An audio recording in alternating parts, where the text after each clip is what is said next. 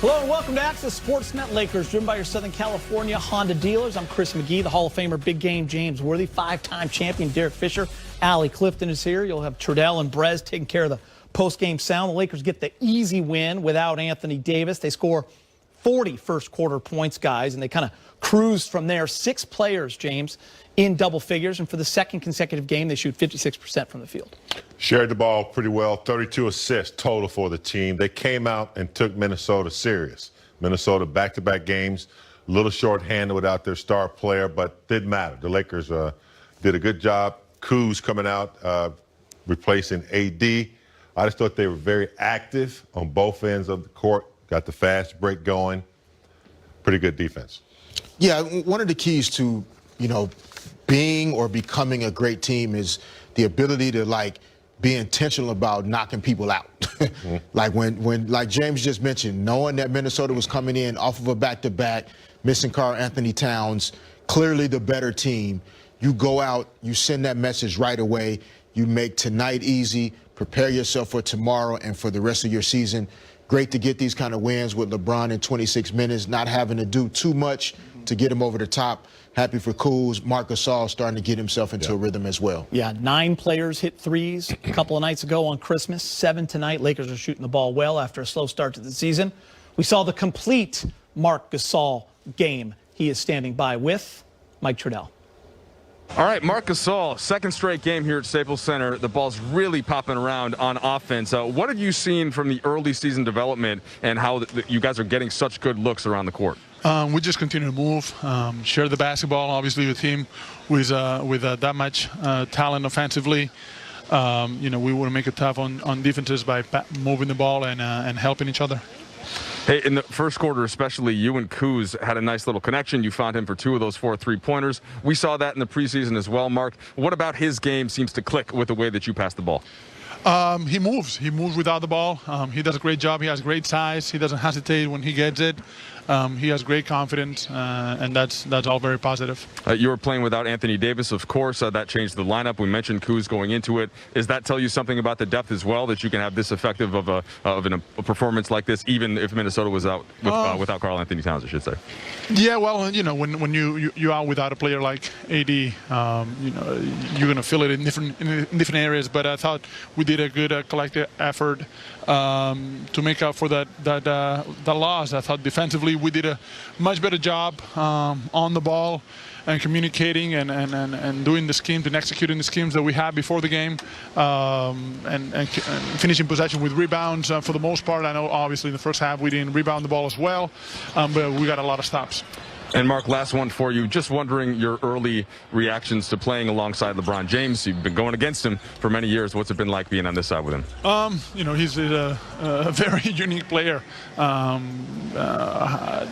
His IQ is it's very, very, very high. He's seen everything on both ends of the floor, and he's very unselfish. Great teammate to have. He has so many options that sometimes it's got to be hard for him. Mark, we appreciate your time. Thanks very much. Yep, you guys take care. All right, look at Marc Gasol, guys. I think Laker fans have been waiting for Mark to be a part of that offense. Frank Vogel said it after the Clipper loss. I got to get him more involved. He needs to facilitate, and he did just that. 8 assists, the 4 blocks, huge, especially coming into the game. The Lakers only averaging 3 blocks a game.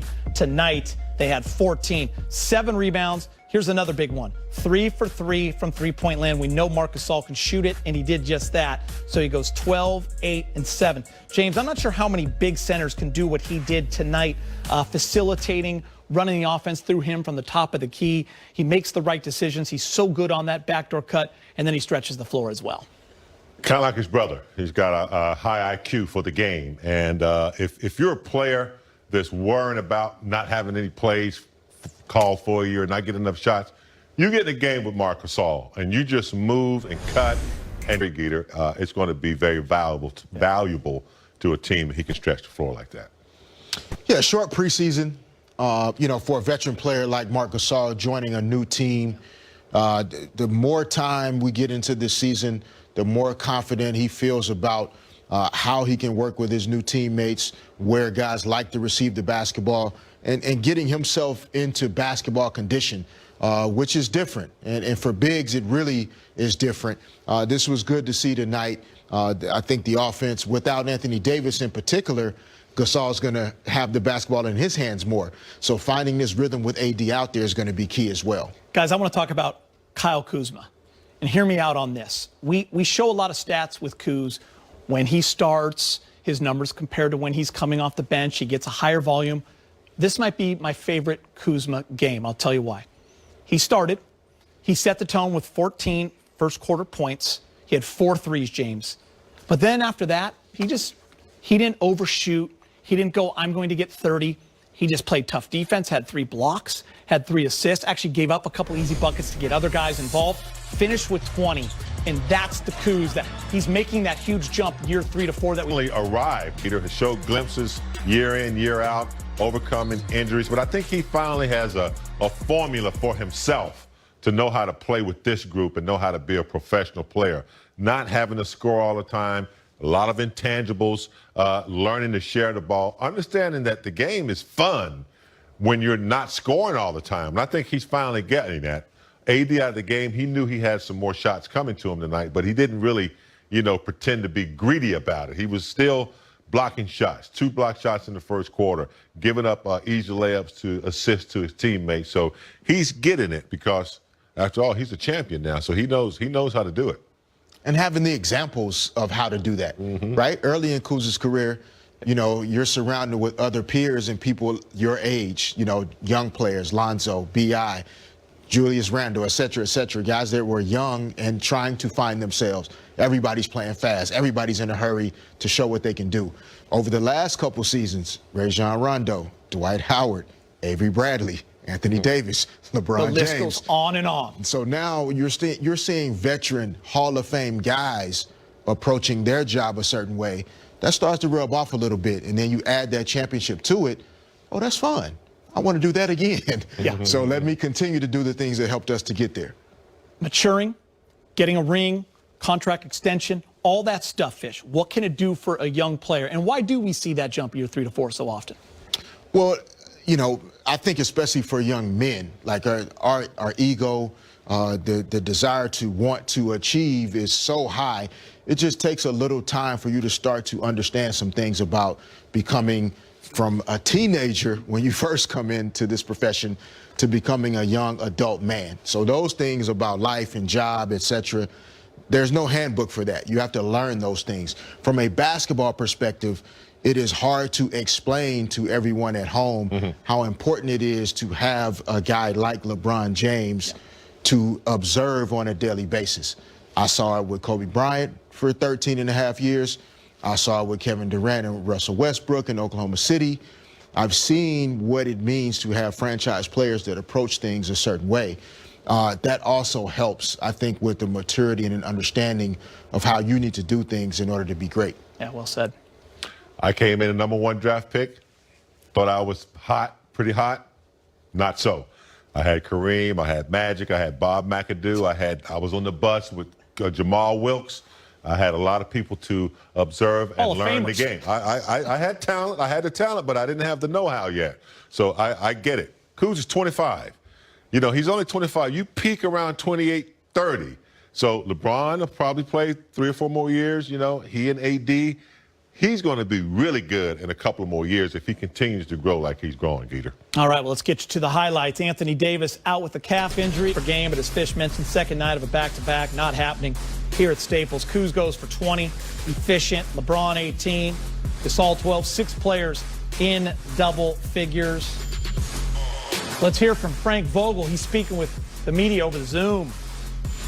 First of all, how'd you come out of that health-wise? Looked like LeBron tweaked his ankle again, and just overall, what'd you think of the offense tonight?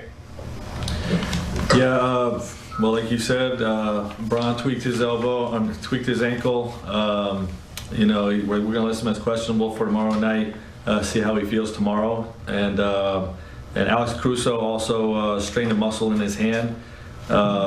Same deal. We'll list him as questionable, see how he feels tomorrow. Alex probably could have returned if it were a closer game, but we erred on the side of caution. And offensively, really liked their ball movement. I thought Kuz set a great tone for us early in the game. We're really trying to grow his movement, catch and shoot game, and it was just a great night for him, showing all the work he's been putting in. But really set a tone for us, moving the ball, shooting threes that are open. And, Mark at the top of the key, we finally saw sort of what we can look like when we play through him with his passing up there.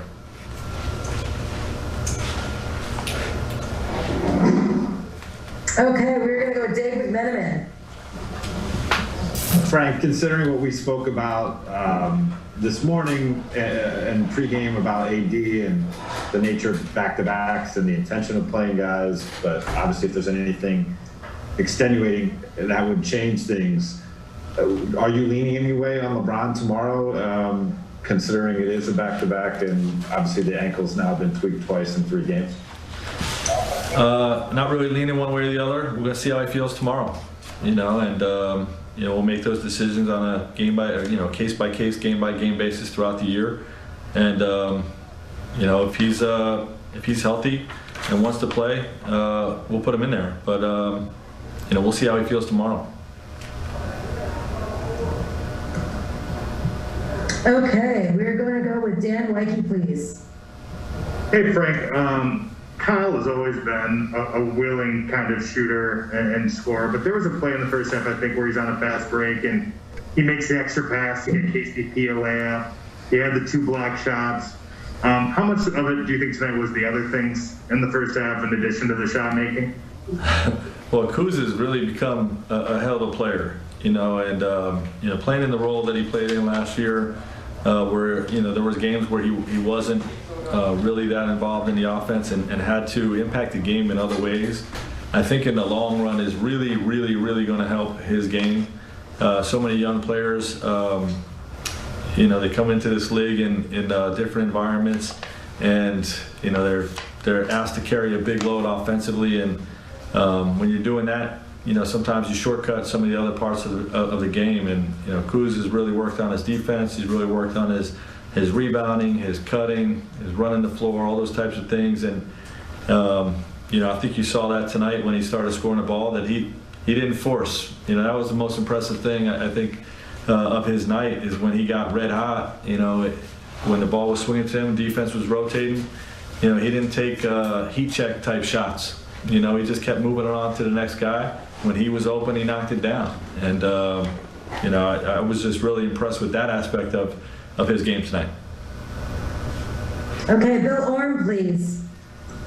Hey, Frank, you talked before the game about how this game would test your depth. I'm just curious if you learned anything about about that depth in a situation where you didn't have one of your 2 stars and you didn't necessarily know who was going to step up.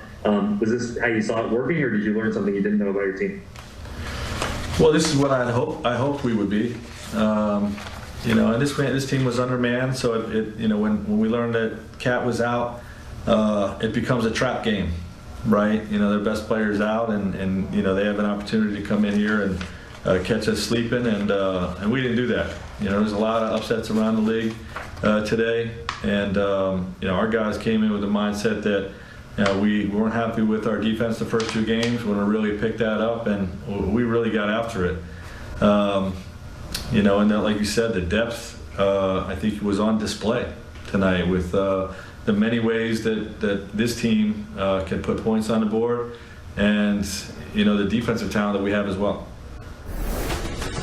So LeBron questionable, Caruso as well. We'll see about AD for tomorrow night. Lakers are back in action Monday. Second game of the back-to-back, first one of the year against Portland. Game time's at 7. We'll get you started with Access Sportsnet. Lakers at 6. Game time coming to town. Much more ahead. Kyle Kuzma got the start and made the most of it. 20 points for Kuz and the Lakers. 127-91 win. We'll have more. Pope coming. Little dish behind the back. Kuz, complete player. Allie, I thought Kuz had a lot of little passes, like kind of old school Magic style. Did you guys notice that? Or? Yeah. Kuz had a complete game tonight. Kind of like you. Thanks Crispy for getting high. in there, Allie. Driving a double-decker tonight on the Kuz. Man on an bus. island over here, obviously. Fish. Save the show. Access 360. Kuz? Yes, Kuz had his all-wheel drive tires on. Go to tonight the wall, James. on the Get out of bus. the way. I'm out No, the I'm way, not going to the man. wall. I love this part of the show. No, I'll go to the wall. I'll go to the wall just in case. Just in case. Kuz, all-around game tonight. Crew, passing, cutting, moving without the basketball. Obviously started shooting it well. No problem. But Kuz here. Should have gotten there earlier, but still gets the block, runs the floor to the wing, gets the three. He had already made one, so at this point, the basket is big as day right now. Here, talked a lot about playing through Marc Gasol at that pinch post elbow area. Good pass, cut. Kuz goes to the rim for the finish. And then now, because he's finishing at the rim well, he'll have some of the drop-off passes that we were talking about before. Here, this is what you talk about maturity, right? Could have easily let Montrez just go down, miss that layup, not make the effort to sprint down and follow that up. And then now going in, reading the defense instead of just predetermining what decision he was going to make, forces Hernan Gomez to commit, drops it off to Montrez for the strong finish. And so just good overall game for Kuz tonight. Shooting, driving, attacking, passing.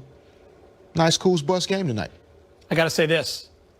A lot of teamwork. You went to the wall, didn't play there. Allie went to the seat to tilt James. You went, grabbed the TV, brought it over for Fish. Make sure my man can see. Yeah. That's how you win. Yeah. That's how you win games. That's why all of you guys Teamwork makes have the dream work. That's why you guys all have Emmys. Nice job. More to come. Trez doing what he does, getting buckets. 12 points for Harold. Lakers beat the T-Wolves by 36. That wasn't even the biggest victory at Staples Center today. We'll be right back. Fish's focus. Now we hope he's doing okay after that elbow he took. Mavs going to start off on a 10-2 run. Luka's having fun on the fast break. Second quarter, Mavs are going to open it up a little bit. Josh Richardson, a three on the break.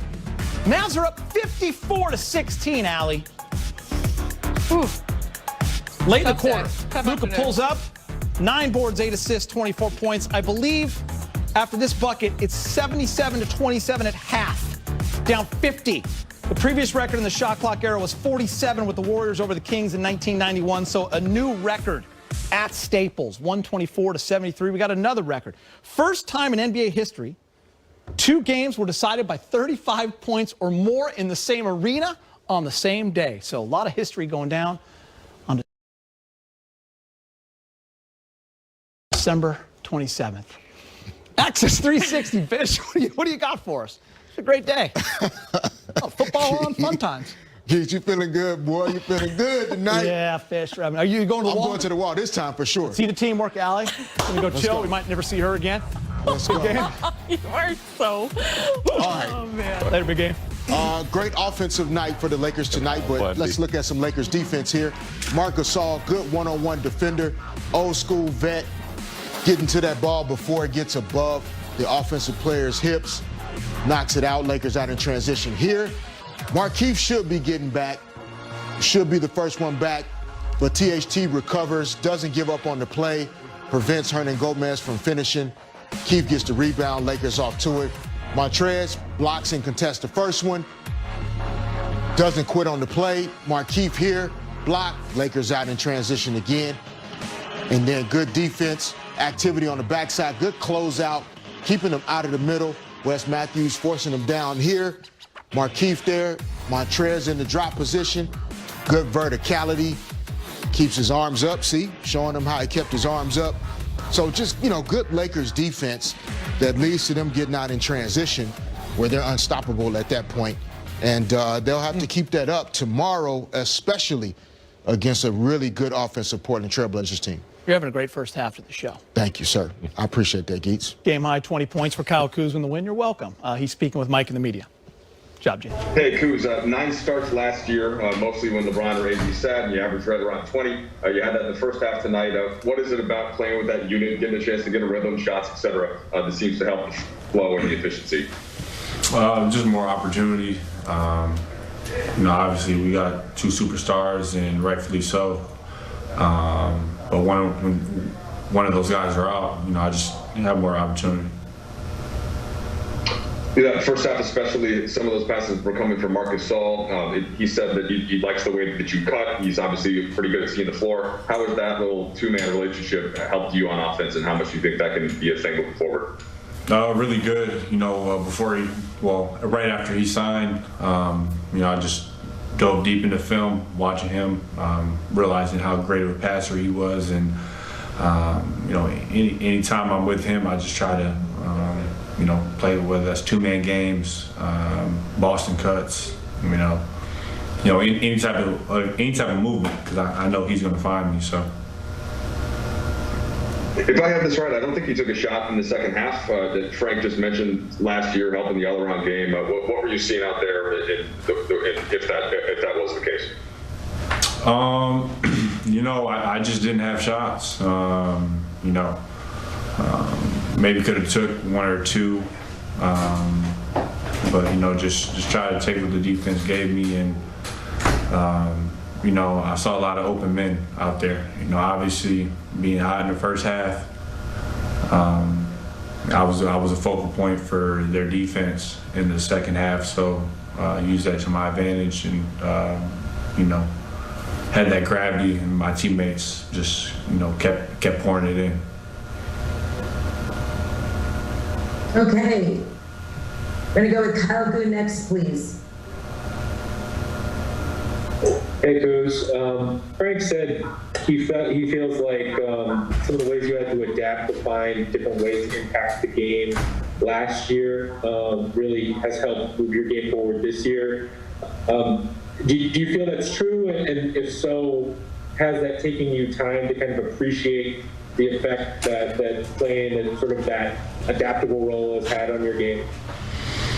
Obviously last year just trying to find ways to find extra minutes and scrap, and knowing that even now it's not about scoring with myself, because just the firepower that we have, and just the overall makeup of my team, it's never really about scoring anymore. So I just try to find ways to impact the game and just take shots when I have them, and it's made me a better player. So it's really just looking at the forest instead of looking at the tree ahead of you, and treating it as a marathon, and just year by year just trying to add to my game, whether or not the stats reflect it, but just improving and adding it all up year by year. More to come on Access. LeBron James, 18 points and 9 rebounds in the big win at Staples Center. One of 6 Lakers who scored in double digits. We'll hear from KCP after the break. All Lakers, 127-91. The second consecutive game, they shoot 56%, 13-35 from 3, 32 assists. They did it all, and of course, the number 1 bench in the league does it again for 58 points. 18-9 for LeBron, just 26 minutes. He's speaking with Mike in the media. Hey, LeBron, I don't want to encroach on McMenamin's turf here by asking about the wine to ankle ratio and all that, but I will anyway. How's it feeling? And clearly look fine, but what's the status? It's been better, but it feels pretty good. Obviously, tomorrow, once I go to sleep and lay down, will be the telltale sign of how good or how not good it is. So I don't want to say I'm looking forward to that, but we'll see tomorrow. I just wanted to ask you about playing with Marc Gasol, and somebody with that hoops IQ and the way that he passes. He made some comments after the game about kind of the way that you see the game, like so few do. When you have 2 guys at the same time, like a little bit like you and Rondo last year maybe, what does that do, and what have you learned about him early so far? There's certain guys that just see plays before they happen, and able to do it with their mind, do it with the pass, and Marc is one of those guys. Just his basketball IQ. It's like he said, there's not many that kind of see the game like that. So, I've been privileged to back-to-back years to be alongside Doe and now be alongside Marc, who sees the game very similar to the way I see it. Okay, David Benjamin. LeBron, you mentioned the other night when talking about your offense that you could have had 40 assists. Tonight you have 32, put 6 guys in double figures when AD doesn't even play. what are the offensive metrics and goals? What should they be for this collection that you guys have with the Lakers this year? I mean, there's no okay, we don't set out a goal for how many assists we want to have per night, but we want to move the ball. We shouldn't take many bad shots, if any at all, because we have so many body movement, player movement, and we have so many guys that can just make shots. But we got guys that can make the right play, make the right pass, from Dennis to Mark to myself. You've seen some unbelievable passes from Kuz tonight, AC, and the list goes on and on. That the guys that could just make the right play. So, no one should ever feel pressured to take a bad shot when guarded, because we can always get the ball moving from side to side. Attract two defenders and get it spraying out. And I mean, as you saw, multiple actions tonight. Kuz had a drive where he was able to skip it to me. And I had a shot, but we had a greater shot to Mark, and Mark was able to drain that one. And then another instance where we moved the ball, shared the ball all the way around. KCP came off, could have fired a three, but he hit Mark again at the top of the key, then went back door and got an and one. So we have the ability to do some great things offensively. That's just not, it shouldn't be, feel pressure about it. Okay, Kyle Boone, please. Hey, LeBron. A couple weeks before the season, you shared on social media that you thought Kyle was going to be the breakout player of the year. What are you seeing from him so far? Obviously, when he makes threes like it was tonight, we all see that. But what do you see, sort of the edges of his game getting more refined to kind of fulfill that prediction? The game is just slowing down for him. His ability to score the ball, we all know about that. His shot-making ability, either guarded or unguarded. But what he's done this year so far, what he did through our short training camp, and what he did actually, later in the postseason, you started to see that extra pass. He started seeing plays happen, and you look at the pass that he had to KCP in transition tonight. You see the dump off that he had to Trez for a dunk. He's just starting to make plays and see plays. That he didn't see, in his first couple of years, and that's all part of growth. I mean, he's in year 4, and the game is just slowing down tremendously for him, and he's going out there and just playing the game. Okay, Dan Mikey, please. Hey, LeBron. How adaptable is this team going to have to be this year with guys kind of being in and out for whatever reason? And how adaptable do you think you guys look tonight? It seemed like nobody tried to do too much is kind of the takeaway. Yeah, that's going to be our identity. No one should ever feel like they need to do too much.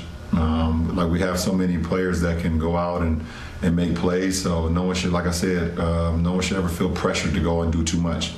We are a ball movement team. We want body movement. It's great energy behind the pass. And when you have that movement, everyone feels comfortable. Everyone feels like they're a part of it. So we want to continue that throughout the whole season, and no matter who's in the lineup, no matter who's out of the lineup, we still want to play Laker basketball. Okay, we'll just take a couple more questions. Jovan Buha, please. Hey, LeBron. Heading into the game, Frank had said that defense had been a point of emphasis after the first 2 games. You guys had a season-high 14 blocks tonight. I'm curious what you thought of the performance, especially the rim protection. We just took it to heart. We want to be one of the best defensive teams in the league, if not the best, and we took that to heart. After our first 2 games of the season, we wanted to get our percentages down. And I thought we played swarming defense tonight against a team that can score. No matter who's out there for them, they have guys that can score. So, we took that to heart. What coach and coaching staff wanted us to go out and do, and I think we executed that. Okay, Kari Jones, please. What's going on, LeBron? What does wins like this do for the team? Like, does it give you opportunity to kind of do different lineups to see what works? Because I know it's still early on in the season.